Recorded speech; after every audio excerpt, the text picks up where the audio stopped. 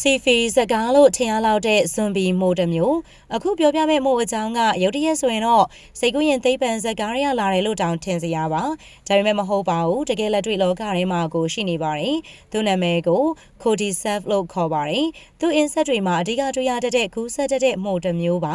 ဒီမိုကအင်ဆက်တစ်ကောင်ထဲကိုရောက်သွားပြီဆိုရင်သူ့ရဲ့အုံနောက်ကိုထိန်းချုပ်ပြလိုက်ပြီးတော့တကူလုံးကိုပါအထိန်ကိုမဲ့သွားစေတာပါ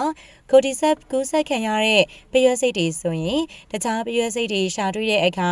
သူတို့ပရွက်အုံနဲ့ဝေးတဲ့အရက်စီမှာသွားပြီးတော့စွန့်ပစ်ခံရပါတယ်အဲ့ဒီအခါအဲ့ဒီပရွက်စိတ်လည်းသေဆုံးသွားတာပါပဲအဲ့လိုသေဆုံးသွားတဲ့ပရွက်စိတ်ရဲ့ခေါင်းထဲကနေကိုဒီဆပ်က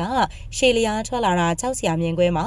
ဒီမိုမျိုးကူးဆက်ပြီးဆိုရင်တော့ပရွက်အုံတစ်ခုလုံးကုန်တလောက်ပါပဲကိုဒီဆပ်ကပရွက်စိတ်တွေမှာတင်ဖြစ်တာမဟုတ်ပါဘူးတခြားအင်ဆက်ထောင်ပေါင်းများစွာမှာလည်းဖြစ်ပါတယ်ကိုဒီဆပ်ကြောင့်သေကျေသွားတဲ့အင်ဆက်တွေအများကြီးပါဒါပေမဲ့လုံးဝထူးဆန်းပြီးတော့ခြောက်ခြားစရာကတော့ကိုဒီဆပ်ကအင်ဆက်မျိုးတစ်မျိုးအတွက်ကိုဒီဆပ်မိုတစ်မျိုးတည်သက်ရှိနေတာဖြစ်ပါတယ်